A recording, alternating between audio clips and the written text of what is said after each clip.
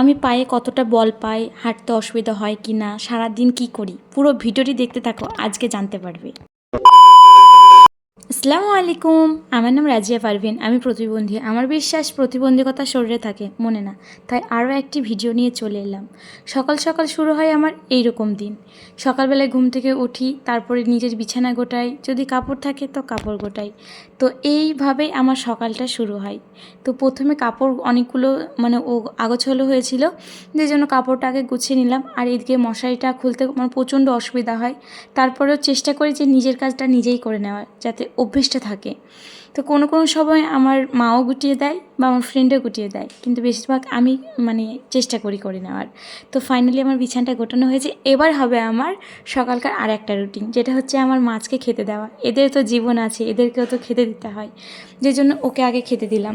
একে খেতে দেওয়ার পরে আমার সেলাই আছে, এক্সাম আছে, যে জন্য এক্সামের জন্য রেডি হব। তো চলো রেডি হয়ে নিই। তো আমি রেডি হয়ে চলে এসেছি বন্ধুরা। আজকে আমার আছে এক্সাম বলে তো তোমার যে সেলাই শিখতে যায় সেই সেলাইয়ের এক্সাম ছিল। তো আমার 10টা থেকে এক্সাম ছিল, তো যেতে অনেকটাই লেট হয়ে গেছে। যে জন্য কী হয়েছে তোমরা পুরো ভিডিওটা দেখতে থাকো, দেখতে পারবে, জানতে পারবে যে আমি কেমন পরীক্ষা দিলাম বা কী হয়েছে আমার সাথে। তো চলো যাওয়া যাক। তো এখানে আমি ভাবছিলাম যে আমার এখানে ফ্রেন্ড ছিল একটা, ওর সাথে গল্প করছিলাম। আর আমি যাচ্ছিলাম, তখন ভাবছিলাম যে আমি হয়তো মেজদিতে সাইকেলে যাব। বাট ও আসতে এতটাই লেট করে ফেলেছে, প্রায় 1 ঘন্টা মতো লেট হয়ে গেছে। যেহেতু আজকে এক্সাম ছিল, আজকে আমাদের 10টার মধ্যেই যাওয়ার কথা ছিল। তো যাই হোক, অনেকক্ষণ দাঁড়িয়ে থাকার পর যখন দেখি না মেজদিদি আসছেই না, সেক্ষেত্রে আমি হাঁটতে হাঁটতেই যাই পুরো রাস্তাটা। যেতে যেতে দেখি আর কিছুটা যাওয়া বাকি আছে, তখন দেখি মেজদিদি আসছে। তো আমার প্রচণ্ড কষ্ট হচ্ছিলো যেতে, তারপরেও যেতেই হবে, কিছু তো করার নেই। আর হ্যাঁ, তোমরা যারা জানতে চেয়েছিলে আমি পায়ে কতটা বল পাই, বন্ধুরা, আমি 100%-এর মধ্যে হয়তো 50% বল পাই, 50% পাই না। যেহেতু বসলে পরে উঠতে প্রচণ্ড কষ্ট হয়, হাতে চাপ দিয়ে বা হাতে বল দিয়ে আমাকে উঠতে হয়। পায়ে যেইভাবে বল দিয়ে উঠি সেই বল দিয়ে উঠতে পারি না, বা চেপে ধরতে পারি না, এরকম।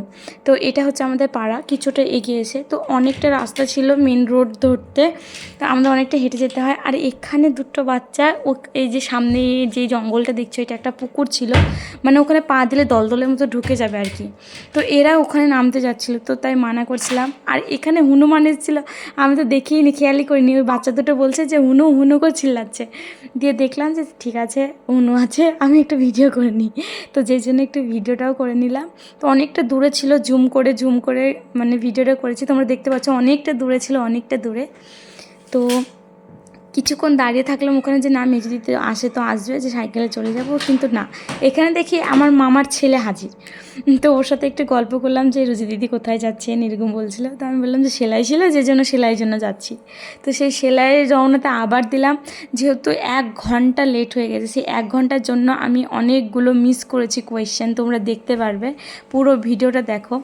আর বন্ধুরা, একজন আমাকে কমেন্ট করেছে, আর তোমরা অনেকেই জানতে চেয়েছো যে আমার কতটা সমস্যা হয়। আমার বন্ধুরা অনেকটাই সমস্যা হয় হাঁটতে, তো সেই জন্য আমি সাইকেলে কিংবা স্কুটিতে যাওয়া আসা বেশিরভাগ করি।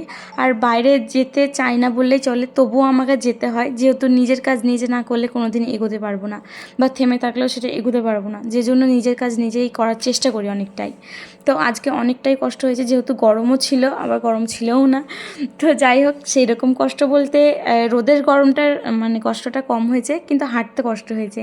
তো কিছুটা আসার পর দেখি মেজু দিদি এলো, তো ওর সাইকেলে চেপে পড়ে ওকে একটু বকাবকি করলাম যে আজকে এক্সাম আছে, অথচ তুমি লেট করে ফেললা। তো সেই জন্য আবার ওকে বলছে বেশ ঠিক আছে, তোকে চিল্লাতে হবে না, তুই চাপ তাড়াতাড়ি, যত বকবি তত লেট হবে। তো ও সাইকেলে বসে আর যাই, দেখো আমার মুখটা দেখে বুঝতে পারছো যে আমার কতটা রাগ উঠে আছে বা কতটা কষ্ট হয়েছে। যাই হোক, চলো যাওয়া যাক সেন্টারে। তো ফাইনালি সেন্টারে পৌঁছে গেছি, অলরেডি লেট হয়ে গেছে, আর লেট করা যাবে না। তো চলো যাই, দেখি কতটা টাইম পাই বা কতটা স্যাররা টাইম দেয়, আবার আবার অ্যাটেন্ডেন্স দিতে হবে। তো দেখি এখানে সব বাচ্চাগুলো খেলা করছে, ওর মারা ওদের স্কুলও দিতে যেতে পারেনি এক্সামের জন্য। তো চলো যাই।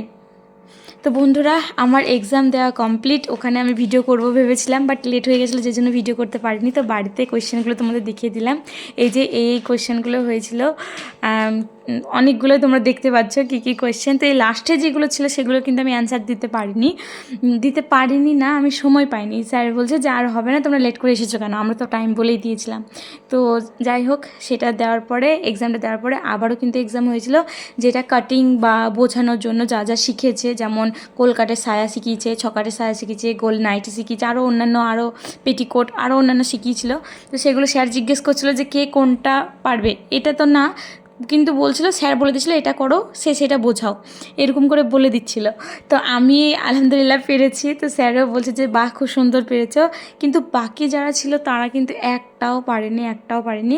খুব কম মানুষে পেরেছে, খুব কম মানুষে পারেনি। মানে পারতো ওখানে সবাই, বাট নার্ভাস ফিল করছিল, যে জন্য উঠতে পারছিল না, লজ্জা লাগছিল আর কি।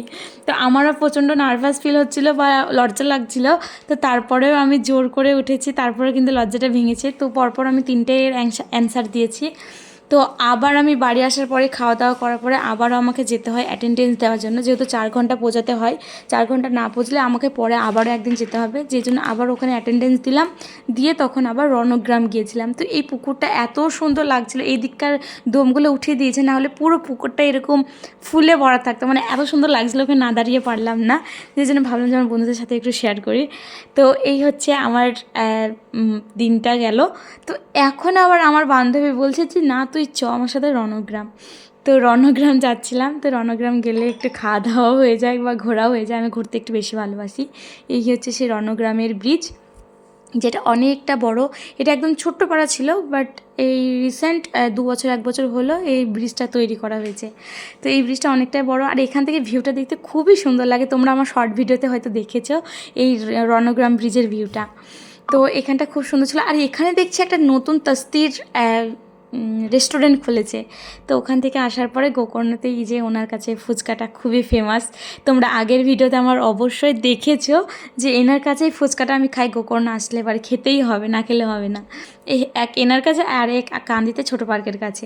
তো ওখান থেকে ফুচকা খেয়ে রওনা দিই বাড়ির দিকে, কারণ না আসলে হবে না, যেহেতু অনেকটা লেট হয়ে যাচ্ছিলো, সন্ধেও লেগে যাচ্ছিলো। তো এই ছিল আমার আজকের দিন। তো তোমাদের ভিডিওটি কেমন লাগলো অবশ্যই কমেন্টে জানিও, আর বেশি বেশি শেয়ার করো। আর যারা বন্ধুরা সাবস্ক্রাইব করনি তারা অবশ্যই সাবস্ক্রাইব করে দিও, যারা করেছে তাদেরকে অসংখ্য ধন্যবাদ। আজকের মতো এটুকুই, বাই বাই।